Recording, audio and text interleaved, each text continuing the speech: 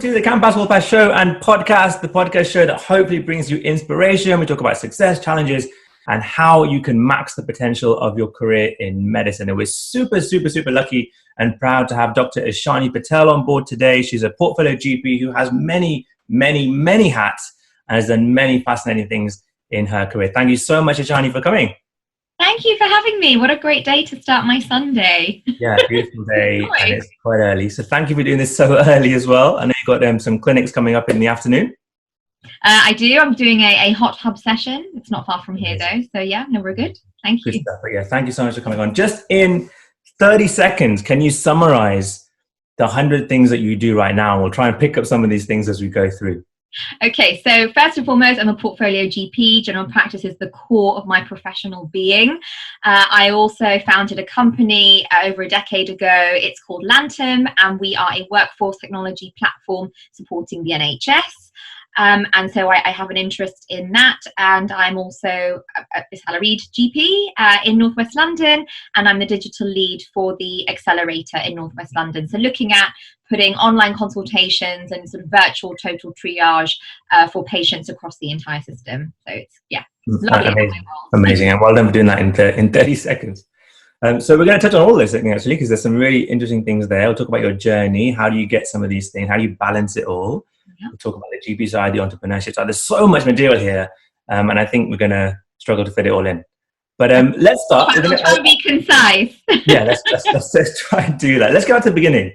I always go back to the beginning because, you know, pre-med school Ishani, like when did the whole doctor thing come in? When did it first trigger that this is where I want to go, this is what I want to be?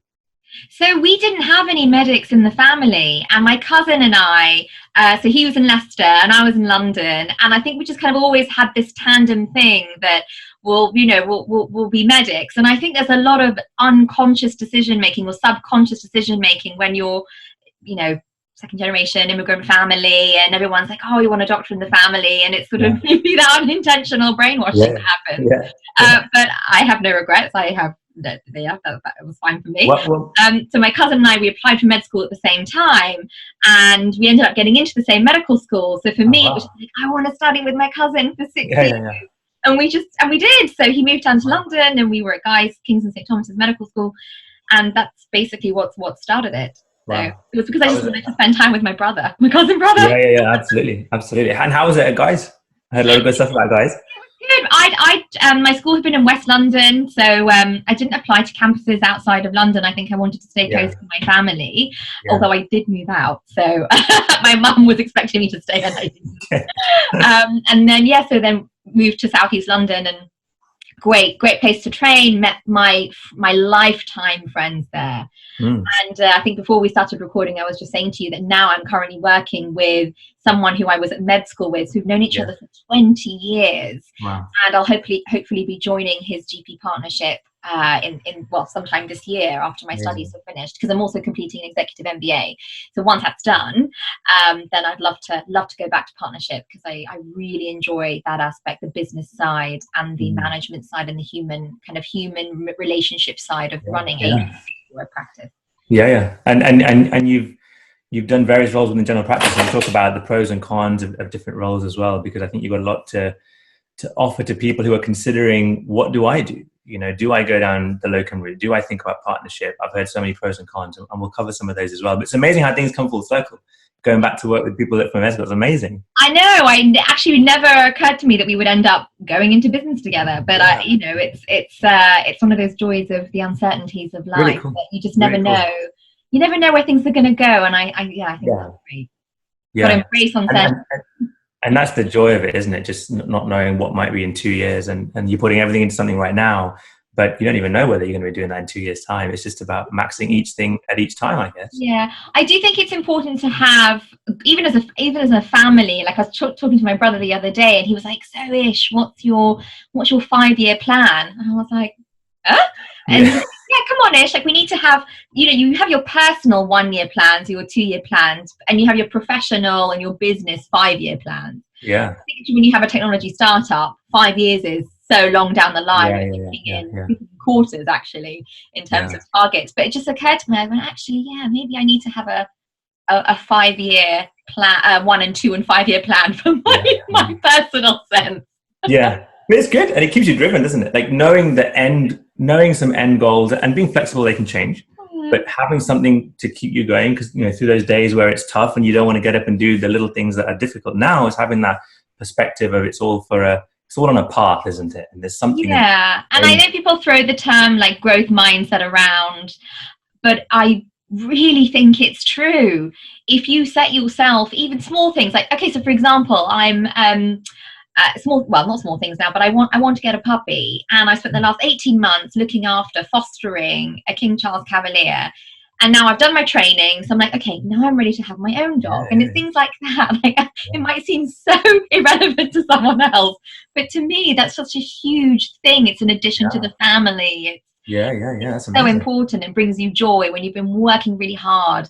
So yeah, personal goals and growth mindset in your personal and professional life is really important. Yeah, and to do all the things that you do, you must have had some planning and some thinking ahead, and yes, you adapt, and that's one of the skills that we should have. But having that plan obviously must have been part of your game, because you've done so many things, and done things and left things behind as well. You've already achieved quite a few things and moved on, which is again an important thing in terms of progression of career.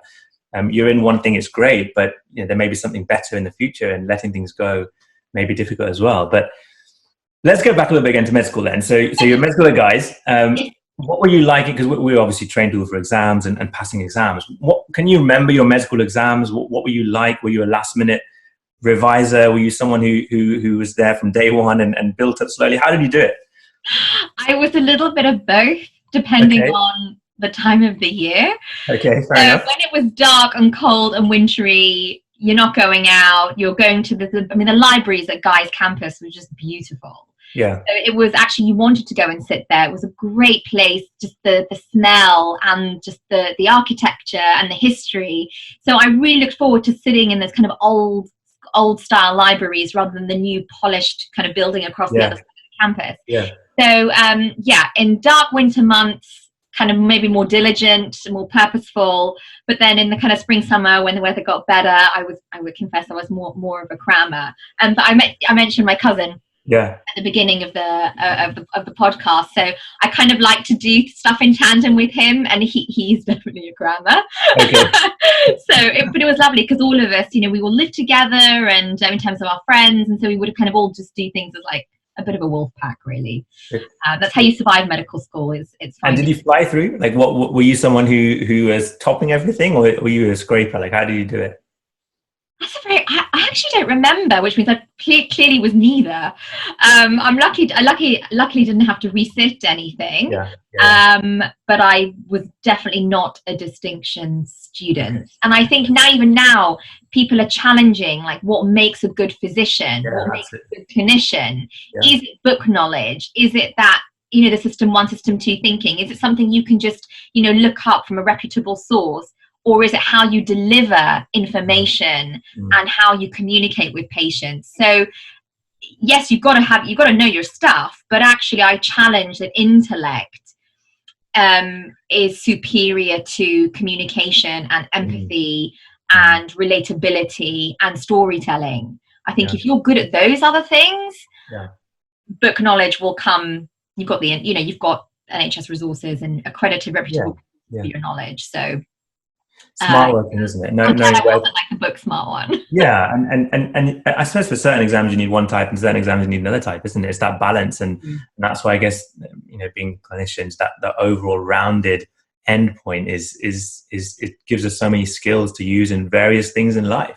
Yeah. And what I find is that people don't often use those skills enough. Like they get kind of trapped into the day-to-day stuff of being a clinician, which is difficult in itself, but there's so many more things that we can use our skills towards, and you're a credit to showing those off, I guess, in all the stuff that you've done. Oh, that's very kind of you. I do think general practice teaches you, it's like a school of life. I think medical school, the marathon you go on to get through foundation training, to apply to general practice training, then to get to the other side, you're talking over 10 years of your life. Yeah. And I remember reading this article there's 2 academic GPs who wrote in the BJGP about the two peaks. So your first peak is just getting to be a GP trainee. and then you get to the other side, and then you're faced with your second peak. And I think this comes back to your question about, you know, how do I want to carve my professional life? Once you get to the beginning of that second peak, you're like, my God, I just climbed this mountain, and now you're asking me to climb another one. It's just starting. People want to climb it as quickly as they can. But actually, that second peak is more important than the first peak. 100%. You've got to take your rest at the bottom before you go back to your second base camp and be like, okay, now what am I going to do? Because although we think peaks are like this, I think when you're starting your general practice career, this is your medical school training and GP training, and then you get to the end, your GP career, which is a few decades of your life, is actually more like that, and it's much slower, and you want to keep it steady. You don't want to have constant surges, because it's hard to bounce back from surge after surge. So I think that career build, that actual career build, give it time. Like don't rush, and your gratification, you know, what motivates you, whether it's I need to pay for my mortgage, I need to be able to look after my parents, or I want to be able to travel 9 months of the year, you know, whatever it is, make sure that you're looking after yourself to have the career that is sustainable. Because if you surge too fast, if you climb that peak too quickly, you know, your risk of burnout and then not coming back is just too high. Absolutely. So it's okay to go a bit slow. Yes. And you mentioned looking after self, and you mentioned burnout there. And I think with all the things that you do, I think a lot of people may wonder, how can you do it without burning out? And we'll talk a bit about balancing things out in a second, because that's I think a crucial skill again for modern day clinicians, right? How do you balance all the pressures and still maintain family growth, personal growth, hobbies, lifestyle, etc. So I'm going to push you back again. So we just finished med school. Okay. Yes. And then F1, F2 was at London. 5. 2005.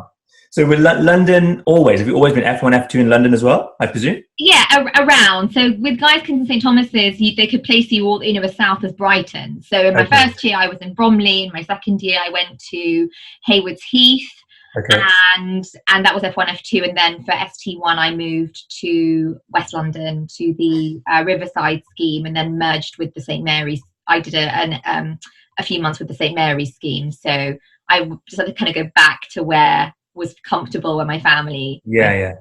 So was it always GP? Like, when did that decision happen then? It was always going to be GP. Really? Since when? Always. Yeah. Since med school, you thought GP was the way? Yeah. Wow. Yeah. And I think, I mean, GP has, it's radically changed. Since my practice of medicine modules as a second year medical student, doing one home visit and sort of getting a story from a housebound patient. But it was always going to be general practice, because I love the human story. I really do. And people are probably going to say, "Oh, what about the medicine?" It really is about the story. I've always loved that. So. That's great. It's great that you knew so early on, because a lot of people now who are coming up to applying for specialty training, they almost kind of hedge their bets. You know, let's do GP and something else, and then we'll kind of see what happens. And I think that's challenging yourself from the beginning to enjoy what you're going to do for the next 30, 40 years. If you've gone into it as a kind of hedge and it's a 50-50 and I'll see where I am, and it's a difficult call when you know you've got 20, 30 years ahead. It's a tough decision to make, but it's based on what is important to you. What does your work and your life look like?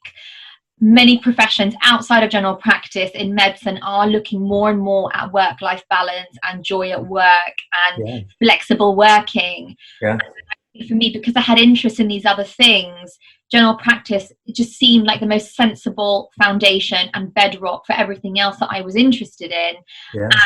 And I like to be the boss. I'm not good at being told what to do. So having control when you are a GP partner, or you know, in general practice land, you do have much more control over your system, I think, than lower organizations, slower to change organizations like large structures. No, it's great that you had that vision from the beginning. I want to be a GP, because then you're able to, you almost pass that decision, so you can almost quickly start thinking about, well, what else can I do with this decision? And I guess that's why you started moving on to other things. Just going to break off because you mentioned burnout and things, and at the moment, a lot of GP trainers are, are flooded with lots of different things to manage and think about and control. What do you do to manage all these roles that we haven't talked about yet? But what do you do to balance everything out? Like, I see you on Insta, I see your pictures. It's really cool what you do. But tell everyone, what do you do to stay balanced, focused? So I'm a fan of routine. I mean, don't get me wrong, I'm able to sort of flexibly adapt to rapid change, but I need my routine. I've always been an early riser because my parents used to wake me up at 5 a.m. to drive me to school. It used to take an hour and a half, wow. London traffic to get me to wow, school. gosh. So I just, my clock, my like kind of biological clock is I'm up at anywhere between 5:15, 5:45 every day. And I've always been like that. So I'm up early. I start each day with exercise, even if it's like a 10-minute hit, like high intensity interval training. That really sets me up for a great day. And then obviously I need my cup of joe. Yeah, very good. And so I start my working day tends to start at 7 a.m. Yeah. Which means that I'm able to compress and get all my stuff done by 3. Yeah. And then that gives you time to think and have headspace. And I'm a real fan of early starts, early finishes, because you then have time in the day. The sun hasn't set. You're still able to kind of go outside and experience nature and all of those things, which then helps you just have some headspace just to think. So that's how I structure my day. And honestly, that's really what gets me through. And then obviously you've got the personal things you're interested in, and I talked about my foster dog earlier, so I'm hopefully going to get my own very soon. That'd be amazing. Which is, dogs are just amazing creatures. And obviously family as well, and friendships, and kind of all the kind of social structures that people talk about. So important. And I'm a fan of meditation as well. And you don't have to be religious to be able to meditate. You don't even necessarily need to be very spiritual to meditate. It's something that helps just bring that wave down. And I do like to end the day with thinking about positive things. So I'm quite a positive thought prone person, even in really difficult times. And I think you can tell that just resonates off you, and that makes a difference, in so many different aspects that people don't realize. And that almost forcing your mind to think positive is so powerful, versus equally being powerful if you think the other way. How much it can detriment you. Yeah, absolutely. Yeah, the power of the thought. I mean, we learn at medical school about the principles behind cognitive behavioral therapy and how the thought drives the emotion, which drives the action. So if you and I think people can learn new habits, good habits. So it takes 21 days for something to become a habit. Anything from 60. Smoking all the way through to positive things. So if you do something every day for 21 days, you just commit to it, it becomes so much easier on your 22nd day. And then it just becomes a part of you. And I'm not necessarily sure I knew. I think I discovered that sort of positivity stuff a lot later on, well after med school. So just. But innately, you were doing some of these things anyway, by things like getting up early and controlling your first hour and making sure that you set your day up properly. And I resonate that with a lot. Except when you're school age and all you want to do is sleep. That's right. That's a bit too far back to see the positives. Yeah, I get that. From the age of 11, it didn't come easy, but then by the time you get to the other end. But the drills were so early, right? So it's now easier to do, I guess. It's drills. Oh, yeah, it's for sure. And it's great when you are on holiday, because you wake up really early and you make the most of your day. You're not just like monging out. Very true. But I mean, I resonate with that a lot. I'm up by 4:30. You're a morning person too. You do your morning runs. Get morning runs, morning exercise, get that all done, so it's not on my head that I have to do it at 9 p.m. And then, as you say, you start at 7:30. Like, you get ahead when everyone else is asleep, and you just have a jump start on the day. And that's how you build your. People say, how do you do so much? Probably you get the same as well.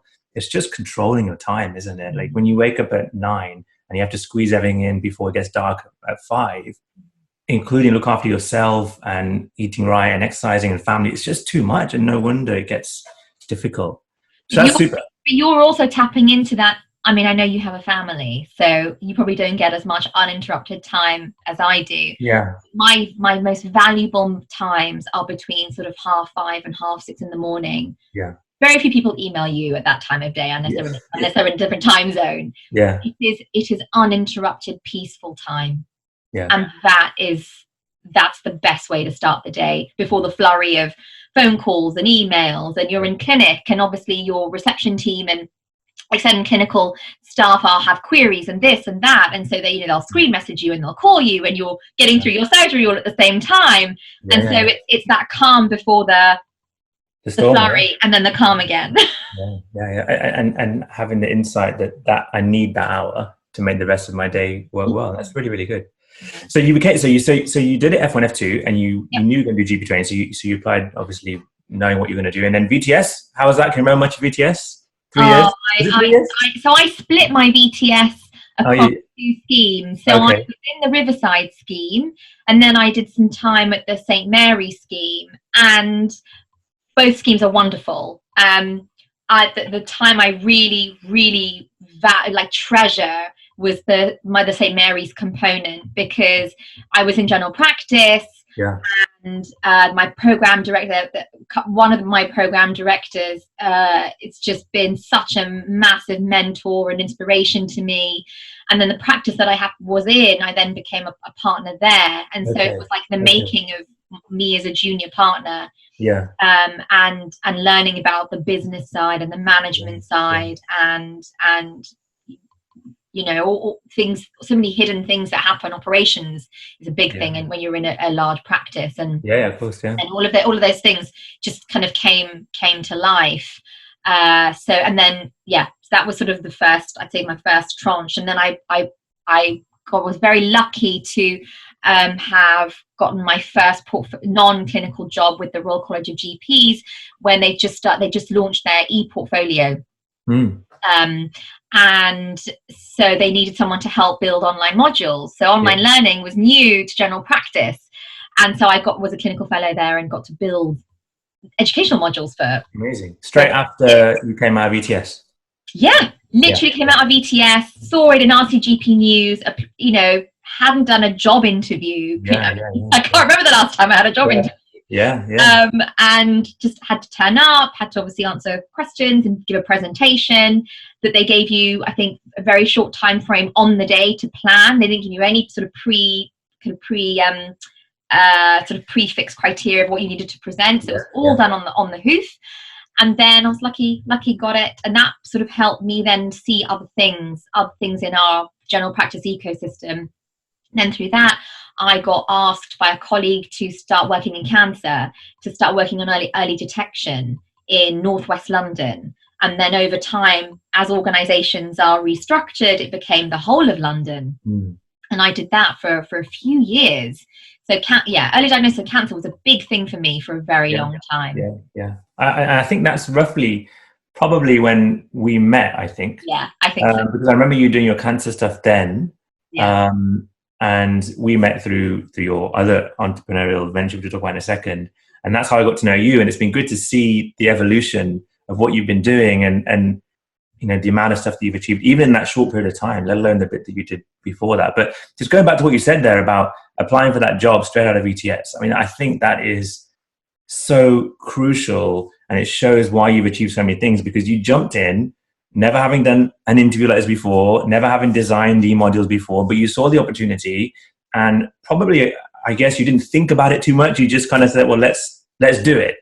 No, it looked really interesting, and I thought, well, I'm obviously one of these new e-learners. So maybe the perspective I can bring as a newly qualified GP would bring something. Because I think the team had a lot of experience, and I don't think they had a fresh pair of eyes, or maybe a younger early GP pair of eyes. So I think the team worked really, really nice, and there were GPs from all across the country working together on various things. And then through that, we got to build a cancer learning hub. So it was nice to be able to bring what I was doing in one place to the other place and build those connections, and sort of organizations sort of learning from each other. So but the fact that you jumped in, have the experience, I just had the will.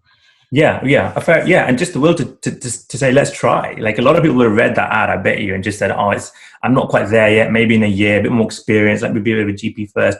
But you're like, no, I'm just going to jump in. And that's the way sometimes to do it, right? Not to think too much, jump in and just take the opportunities, because look what it led to, the cancer stuff, and then I'm sure many other things, and connections and networking, and just gets your thinking at a certain level, which allows you to develop stuff like what you did. So tell me about where you went then with the entrepreneurial side of your mind. Sure. So I was a newly qualified GP, and I had I think I was doing a very occasional guest blog for Pulse, which is a national online GP magazine. And through that, I was contacted by Melissa, who was a management consultant with McKinsey and had worked in the NHS or supporting NHS systems change, particularly primary care, for such a long time. And she just wanted to talk to me. And so we were just kind of sharing our experiences and what my frustrations had been as a newly qualified GP, and what wasn't working well with the system, i.e., sort of agencies taking such big cuts, but also this thing of ghosting, where they'll say to a practice, oh, we found you someone, and then at the last minute saying, oh no, we haven't, but if you pay more, we'll find you this magical person. And just seeing things kind of from the other side, and also being a newly qualified GP, how do you test the water? How do you learn about different practices and different systems? And there was no technology platform or infrastructure to help GPs with that. So we decided to try and build something, and I invested my own money, and we managed to get some, decent amount of money for the first sort of build. And then through that, slowly, we were connecting, we kind of matchmaking GPs to practices, and over time, the vision of the company has changed. So we were called Network Locum, we are now called Lantern, and we are now the delivery partner for sort of all really workforce operations for primary care. So partner, salary, GP, non-GP in general practice. If you work in integrated care, our platform can give you a sort of workforce ecosystem view, and then you get to mobilize people where they need to go. And now with online consultations, people are coming to us saying, build us an online consultations hub. And that's awesome. And you say yes, right? And brings me back to my digital accelerator role. So I get to see things from different lenses, which it's amazing. It's great. Have a look at lantern.co.uk, their website. It's phenomenal. Lantern.com.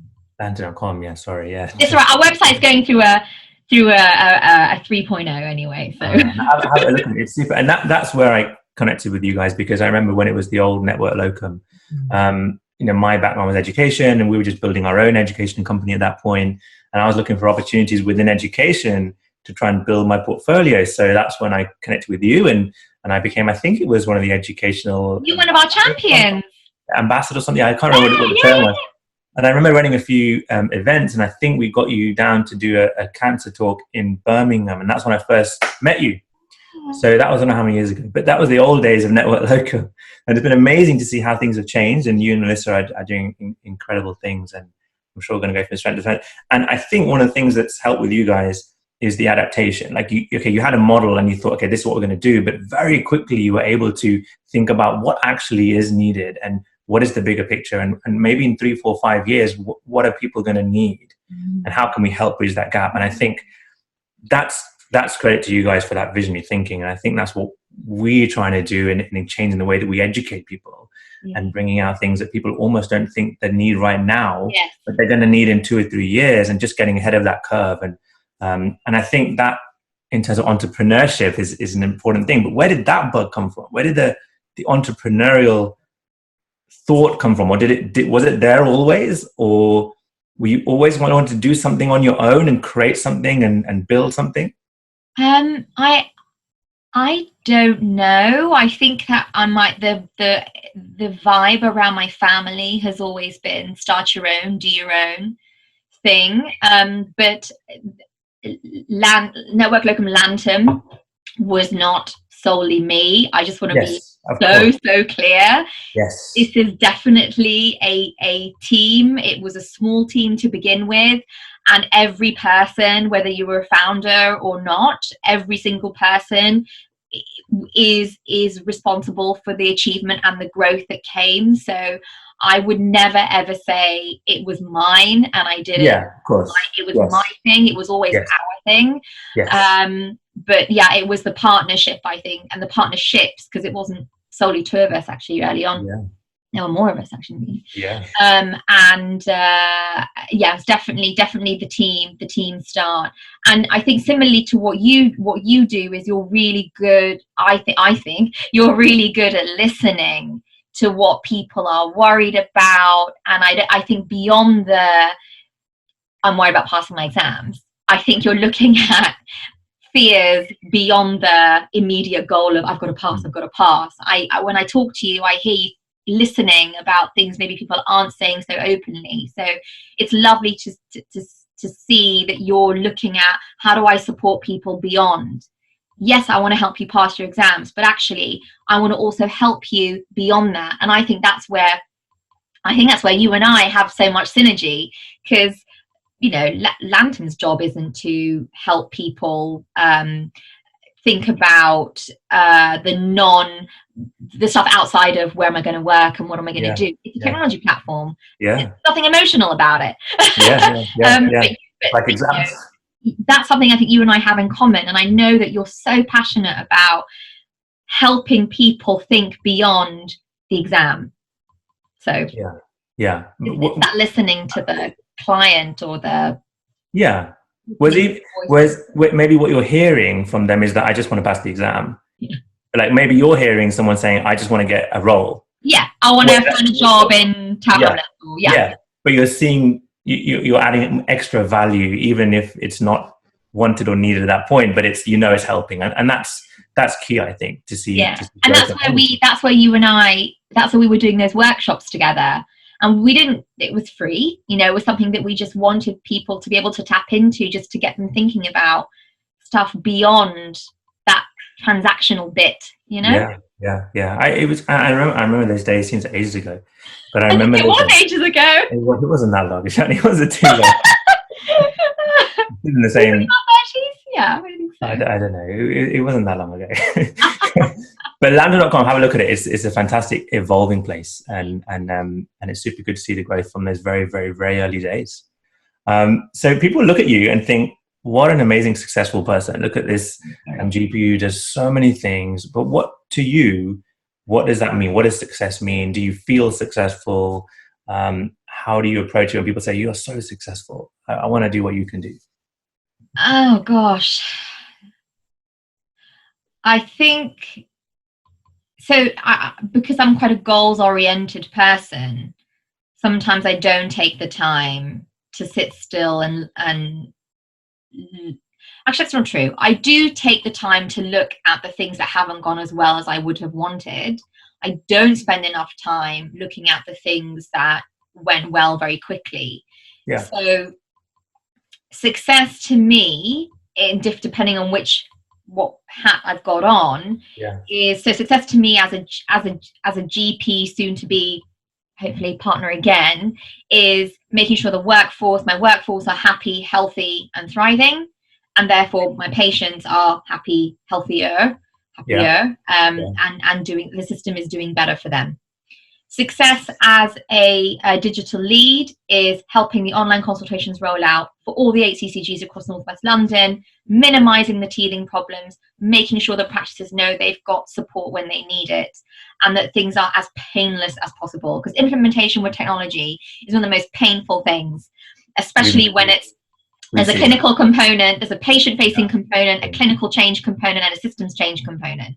So that to me is success for that. And then when it comes to Lantern is making sure that our clients have really good shift fill rates, have really good overviews of their workforce ecosystems, are able to adapt and do more with their primary care networks with the stuff they've got and grow it. And that's success for those three things. So I do compartmentalize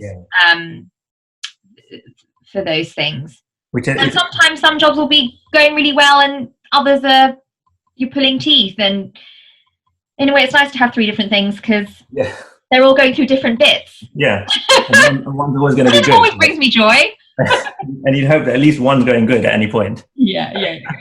But so tell me about two things very quickly. Tell me about fears and tell me about your biggest challenges. Fears. Gosh, that's what am I afraid of? I don't know. At the moment. Got to be something. I don't know. At the moment. I don't know. At the moment. All right. What about challenges? Come back to fears then. Okay. So challenges is when you have a vision for something and you want other people to get where you are. My biggest challenge is patience. Yeah, I can resonate with that. I'm quite a patient person when it comes to my friends and my family and other things. Yes. Yeah. But when it comes to work and I just want something to get done, I can be impatient. So it's learning to just accept that it's okay to go a little bit slower because other people need more time. Yeah. That's good. I have that problem. Yeah, it's all right. I have an idea and I want it out yesterday. Like I want it done, like before I even thought about it. Like, and we have a great team, IT lead, social media lead. And I'm like, do this, we want this done. I want this done next week. Yeah. And I know in my mind it's not possible, but I know I want it so much to be done. So yeah, taking the back step is important. Yeah, but then also it's if you were to get it done yesterday, it maybe wouldn't be done the way you really want it done. Yeah. But having a little bit of time, even if it's like 2 or 3 days, to get other people to see it the way you see it, it's worth then feeling a bit restless with the impatience. But the caveat to that is it's done right. Yes, but the caveat to that is if you take it slowly, too slowly, then you're going to miss out on the opportunity. You're going to miss the drive. So sometimes getting it out before it's not 100% is better than waiting for it to be 100%. Yeah. It's that balance, isn't it? For sure. When we're developing new products and we're testing it, that's, our sprint cycles are usually like 2 weeks. And sometimes I feel even 2 weeks is too long. Because something's changed in that 2 weeks. So, something actually I'm going through at the moment with one of our beta tests. So, yeah, I agree. I hear you. But yeah, I'm learning to be more patient. Which is good. But an example of that with us is the audiobooks. I had an idea about audiobooks about a year and a half ago. That these are going to be great. And within a week, we had our first audiobook out, published, ready for trainees. And I don't know how I did it in a week. I had to research how to record stuff, how to get it onto material, how to get a platform to host it. But, that 1 week defined the next 2 or 3 years of what we focus on. Now we have 13, 14, 15 audiobook courses just from that 1 week. Whereas I could have said, well, let's get it all right and let's research it and let's test 7 different products first. Just go. Sometimes you just got to do it. 100%. Do it. 100%. Okay, so challenges, that's a good one. Let's go back to this fears then, Ishani. What have we got? What are you fearing? Do you fear not having any fears right now? Probably should. Look, I'm being very honest. My fear at the moment, I'm supposed to be here. So it's my birthday tomorrow. And I'm supposed to be hearing about whether I'm getting a puppy of my own. And so my fear is that I won't hear about my birthday. Okay. I'm being serious now. Okay, but in terms of professional fears, general practice is changing all the time. Yeah. My fear is not being up to date enough. And I think I am up to date. Yeah. But my fear is something's changed. And with everything that's going on at the moment in the current climate, there is change every day. Bulletins coming out every hour. So much alerts coming in. Alert fatigue is a real thing. And there'll be days where I haven't looked at WhatsApp for an hour and I come back to it and there's 85 WhatsApps in a particular WhatsApp group on evolving primary care networks. And it's that fear of missing something that's so important, or missing a thought from a colleague that I haven't come up with myself. Yeah. My fear of missing out on the knowledge, not FOMO in the traditional sense, but the fear of missing out on information that is so critical to what I'm doing in practice, what I'm doing in digital, and what's happening with workforce across the country. That's a legitimate fear, I think. I think that's a good one. That's a huge fear for a lot of people. And I see it with trainees all the time. When they're preparing for exams, their fears are, what if a guideline changes? Like, what if this happens overnight? What if I miss this change? What if there's some update that I miss? And in the world that we're in, with pings on our phone every 30 seconds, you spend your whole day looking at that phone to make sure you don't miss anything, or you trust that if something's important enough, it's going to come to you in several ways. It's that, again, balance. But that fear is a big one, I think, for a lot of people. You talked about 5-year goals. It's not going to change anytime soon. No, it's not. It's only going one way. And that's why things like going back to controlling your first hour and having that meditation time and having that thinking time, reflection, is so, so vital for your brain, for your mind, for your life. We've got protected thinking time in our calendars, a lantern for the whole organisation. Oh, that's super. At least once a week. It's a 2-hour block. It's called protected thinking time. And, you know, obviously you choose if you override it, but it's so important. That's super. And is that independent, so people get their own time, or is it collective? No, it's independent. That's super. Yeah, and then we have a retrospective slot as well, which is on a Friday, where we're looking back and we're all just sharing. That's super. That's really, really good. And I think as an organisation, or even as a person, that type of thing is really, really important in this modern day and age. But you've talked about 5-year goals. I'm going to push you forward 10 years. What are you going to be doing in 10 years? You're nearly 50. Nearly, not quite. So what are you going to be doing when you're nearly 50? God, in 10 years, professional goals. Well, any goals, anything, not just professional. Well, okay, so yeah, I think I want to obviously be a GP partner again. Hopefully I'll still be one. Yeah. And I really want to feel that I'm working in an environment where we're seeing prevention of disease. It's a really big one for me. We have to put a dent in the diabetes prevalence and incidence. And I want to be able to see 10 years from now that we have done something. Amazing. That's so important. And that's with my, as a clinician, I'm really, really passionate about doing something for that. And that requires patience. So I'd always be challenged about being impatient with that one. It's 10-year goal, right? Not 10-year goal. For Lantern, we are now working with a couple of integrated care systems, and I would love to see that more and more, and work more and more with hospital trusts as well, and bridging the secondary and primary care even more when it comes to workforce and being able to work in those sectors and more. And then from a digital perspective, I think I really hope that digital therapeutics have a much more prominent role, and I think in 10 years they will. So doing a bit of stuff on that. 10 years. And those three things. Have less roles or have more roles? The same.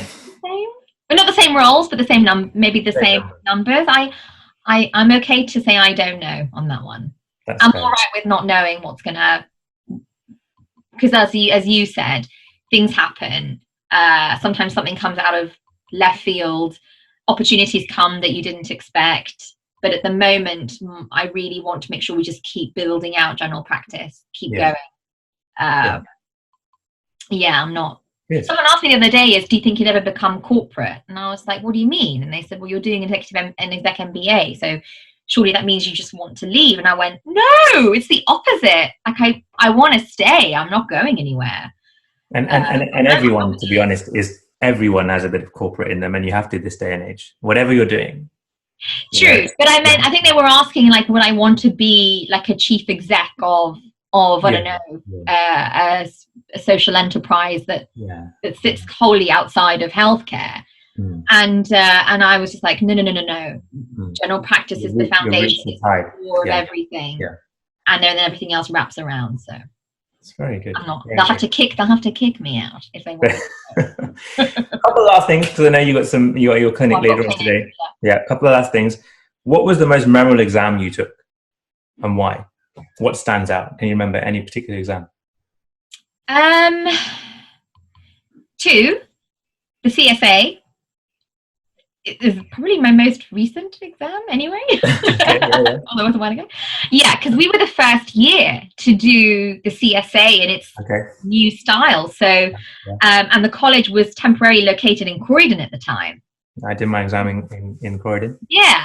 So I remember just going there and having this, just kind of going from room to room to room to room, and knowing, we've done practice, and you're sitting together with friends, and you feel like you know it, and then you're just spaced in a whole new floor, new rooms, new smells, new system, and just I remember feeling nervous because I just didn't know how it was going to work. But then as soon as you got in and you sat down and you read the brief, that was it.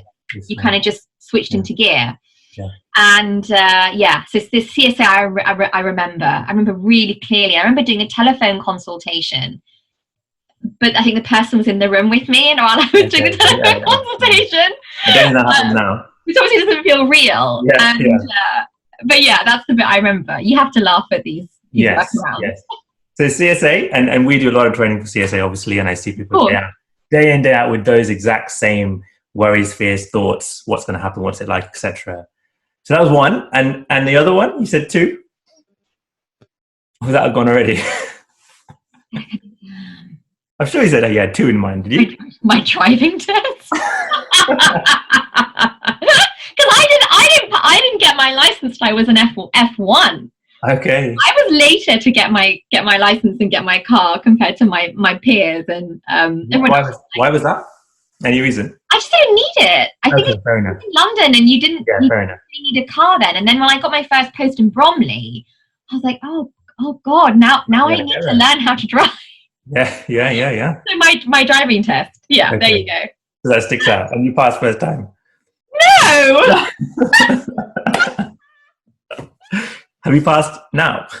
Yeah, I have my license now. Very good. Very good. Knew it. It got past the first 10 years, and I was like, oh my God, my license.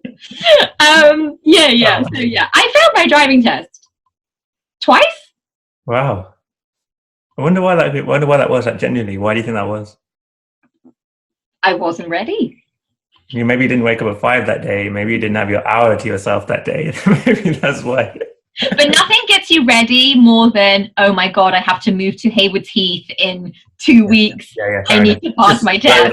Focus everything. There was that drive. I was like, well, if I don't pass my test, I'm stuck. Like, your independence is so important when you're a junior doctor, because they move you moved around so much. And you want your independence, and you want to, and also you want to know that you can go and support your parents or help a friend or whatever. So I was a bit slow on that one. But you got it done, basically. When it had to be done, you got it done, which is what happens a lot, I think, for a lot of people. And amazing to see like what you've done. We haven't even talked about some of your roles yet. You've got so many other things that are just still there that people don't know about you. So I'm really we can do a part 2 if you like. Yeah, I'm sure that we've got plenty of material for another part. But I know you got to run. So thank you so much for doing this. I think hopefully going to inspire a lot of people and give people ideas about what they can do, and just show that if it's not what you've done, that there are so many things that can be done, especially in a career of general practice.